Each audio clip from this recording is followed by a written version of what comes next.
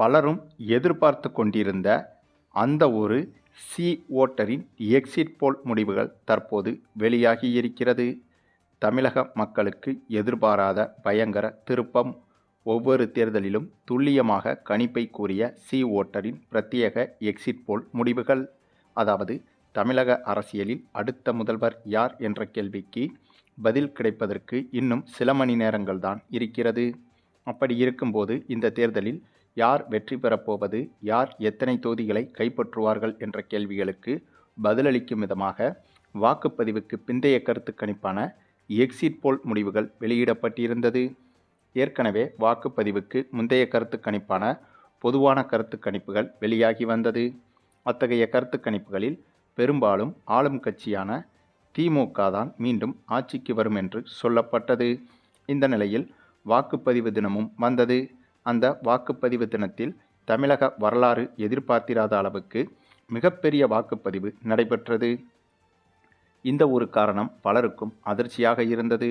இந்த ஒரு வாக்குப்பதிவு அதிகரித்ததால் இந்த தேர்தலில் யார் வெற்றி பெறப் போகிறார்கள் என்ற அந்த ஒரு எதிர்பார்ப்பு மேலும் அதிகரித்தது. ஏனென்றால் இந்த தேர்தலை பொறுத்தவரையில் விஜய் என்ற புதிய என்ட்ரி ஒன்று இருக்கிறது. ஆகவே விஜயால் வெற்றி பெற முடியுமா, அல்லது விஜயால் அதிமுக திமுகவுக்கு மிகப்பெரிய பின்னடைவை ஏற்படுத்த முடியுமா என்ற கேள்விகளும் எழுந்தது. அதற்கு பதில் சொல்லும் விதமாக சமீபத்தில் வாக்குப்பதிவுக்கு பிந்தைய கருத்து கணிப்பு முடிவுகள் வெளியானது. இந்த வாக்குப்பதிவுக்கு பிந்தைய கருத்து கணிப்பு முடிவுகளை எதிர்நோக்கிதான் ஒட்டுமொத்த இந்திய அரசியலும் இருந்தது. ஏனென்றால் இந்த எக்ஸிட் போல் முடிவுகளில் கூட தமிழகத்தில் தேர்தல் நடந்தது போல புதுச்சேரி, கேரளா, மேற்கு வங்கம் போன்ற அனைத்து இடங்களிலும் தேர்தல் நடந்து அதற்கான எக்ஸிட் போல் முடிவுகளை அந்தந்த நிறுவனங்கள் வெளியிட்டது. அப்படி வெளியிடப்பட்ட போது மற்ற மாநிலங்களில் எல்லாம் பெருவாரியான அனைத்து நிறுவனங்களும் ஒரே மாதிரியான ரிசல்ட்டை தான் கூறியிருக்கிறது.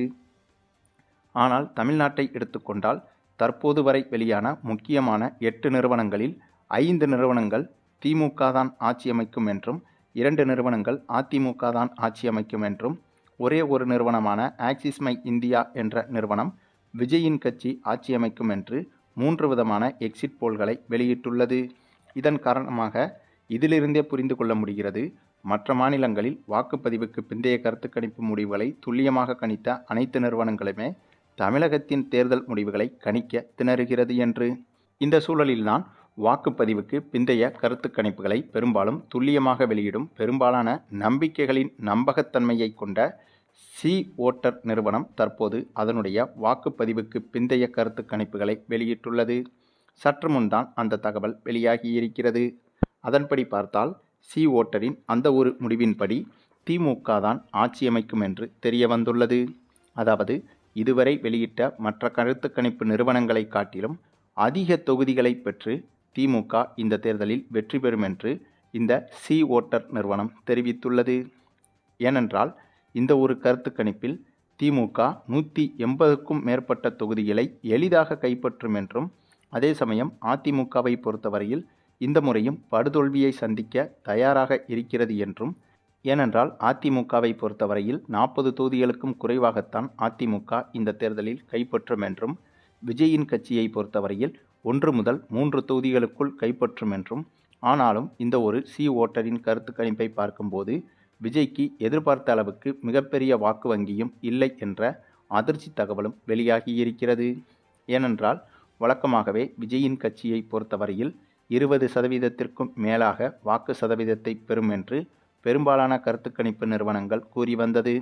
இது வாக்குப்பதிவுக்கு முந்தைய கருத்து கணிப்புகளாக இருந்தாலும் சரி, இப்போது வாக்குப்பதிவுக்கு பிந்தைய கருத்து கணிப்புகளாக இருந்தாலும் சரி, பெரும்பாலான நிறுவனங்கள் விஜய் கட்சிக்கு 20 முதல் 30% வரையிலான, சில நிறுவனங்கள் 35% வரையிலும் வாக்கு சதவீதம் விஜய்க்கு இருக்கிறது என்று கூறி வந்தது. ஆனால் அப்படியெல்லாம் விஜய்க்கு வாக்கு சதவீதம் பெரிய அளவில் இல்லை என்றும், சென்னை போன்ற ஏரியாக்களில் மட்டும்தான் விஜய்க்கு வாக்கு வங்கி ஓரளவுக்கு இருக்கிறது என்றும், கிராமப்புறங்களில் பெருமளவில் விஜயின் வாக்கு வங்கி மிகப்பெரிய அளவில் அடிவாங்குகிறது என்றும் இந்த கருத்து கணிப்பில் தெரிய வந்துள்ளது. ஏனென்றால் இந்த ஒரு நிறுவனம் விஜய்க்கு கொடுத்துள்ள வாக்கு சதவீதம் என்பது வெறும் 14% தான் கொடுத்துள்ளது. இந்தளவுக்கு வாக்கு சதவீதத்தை வாங்கும்போது கண்டிப்பாக அது விஜயின் அரசியல் வாழ்க்கையை முடிவுக்கு கொண்டு வருவதற்கும் வாய்ப்பை உருவாக்கிவிடும். அதற்கு காரணம் இந்த தேர்தலில் விஜய் கட்சியால் ஆட்சியை பிடிக்க முடியாது என்பது அனைவருக்கும் தெரிந்ததுதான். இது விஜய்க்கும் நன்றாக தெரியும்.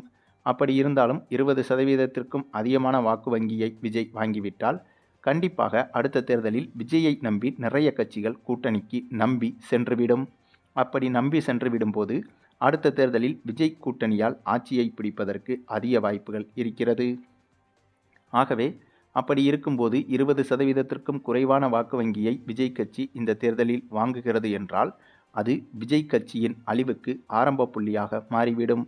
அதுவும் பெரும்பான்மையான மக்கள் நம்பகத்தன்மை என சொல்லப்படும் இந்த ஒரு நிறுவனத்தின் கருத்து கணிப்பு தான் பெரும்பாலும் துல்லியமாக இருக்கக்கூடியது.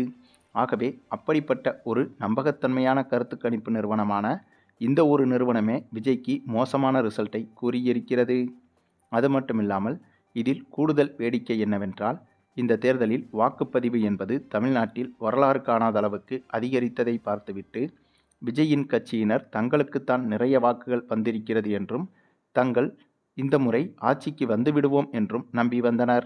அதை நம்பி இப்போதே அமைச்சரவையை தயார் செய்வதற்கு இந்தந்த துறைகள் இவர்களுக்குத்தான் என்று விஜய் கட்சியில் ஏற்கனவே அமைச்சரவை ஒதுக்கப்பட்டதாகவும் தகவல்கள் வெளியானது. இந்த கிராமங்களில் பழமொழி சொல்லுவாங்களே, இன்னும் ஆடை வெட்டலை அதுக்குள்ள ஈரல் எனக்குன்னு ஒருத்தவன் நின்னானாமா. அதே போலத்தான் விஜய் கட்சியின் நிலைமையும் இப்போது மாறிவிட்டது. அது மட்டுமில்லாமல் திமுகவை பொறுத்தவரையில் இந்த முறை வரலாற்று சாதனை படைக்கப் போகிறது. திமுகவின் அரசியல் வரலாற்றில் 2வது முறை ஆட்சிக்கு வந்ததே கிடையாது. அந்த ஒரு வரலாற்றை மாற்றி எழுதி இந்த முறை 2வதாக திமுக அரசு முதல் முறையாக ஆட்சிக்கு வர இருக்கிறது. அது மட்டுமில்லாமல் இந்த முறை கடந்த முறையை விட அதிக வாக்கு வித்தியாசத்தில் திமுக வெற்றி பெறப்போகிறது. இதுதான் திமுகவின் ஆட்சிக்கு மிகப்பெரிய பெருமையாகவும் மாற இருக்கிறது. ஏனென்றால் திமுக ஆட்சியில் பல குறைகள் குற்றங்கள் சொல்லப்பட்டாலும் அப்படிப்பட்ட குறைகள் உண்மையிலேயே மக்களை பெரிதளவு பாதிக்கவில்லை என்பதையும் இந்த ஒரு வெற்றி உணர்த்துகிறது. ஆகவே திமுகவின் ஆட்சியில் குற்றம் குறையில் இருப்பதாக சொல்லப்பட்டாலும் அதையும் தாண்டி திமுக ஆட்சி மீது அதீத நம்பிக்கை வைத்திருப்பதை, அதாவது திமுக ஆட்சி மீது மக்கள் அதீத நம்பிக்கை வைத்திருப்பதை இந்த ஒரு தேர்தல் முடிவுகள் உணர்த்துகிறது. அதே சமயம் அதிமுகவை எடுத்துக்கொண்டால் கிட்டத்தட்ட அதிமுகவின் அரசியல் எதிர்காலம் என்பது ஏறக்குறைய முடிவடைகிறது. ஏனென்றால் அதிமுகவின் வாக்கு சதவீதம் என்பது இந்த ஓட்டரின் கருத்து கணிப்பின்படி 40க்கும் கீழாக செல்லும்போது அடுத்ததாக அதிமுக ஆட்சியை பிடிக்க வேண்டுமென்றால் விஜய் போன்ற கட்சியோடு கூட்டணி வைத்தால் மட்டும்தான் அது முடியும். ஆனால் விஜயின் கட்சியோ அடுத்த 5 ஆண்டுகளில் கண்டிப்பாக அரசியலில் நீடிப்பதே மிகப்பெரிய சவாலாக இருக்கப் போகிறது. அப்படி இருக்கும்போது அதிமுகவால் நினைத்தால் கூட அடுத்த தேர்தலில் விஜய் கட்சியுடன் கூட்டணி வைக்க முடியுமா என்பது மிகப்பெரிய கேள்விக்குறிதான். ஆகவே எப்படி பார்த்தாலும் இந்த ஒரு தேர்தல் முடிவுகள் என்பது மிகப்பெரிய எழுச்சியை திமுகவுக்கும் மிகப்பெரிய வீழ்ச்சியை அதிமுகவுக்கும் விஜய் கட்சியை பொறுத்தவரையில் மிகப்பெரிய ஏமாற்றத்தையும் கொடுக்க போகிறது.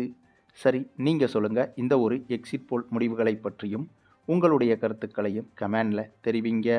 மேலும் இந்த வீடியோ பிடிச்சிருந்தா லைக் பண்ணுங்கள், மற்ற அனைவருக்கும் ஷேர் பண்ணுங்கள், மறக்காமல் நம்ம சேனலை சப்ஸ்கிரைப் பண்ணுங்கள்.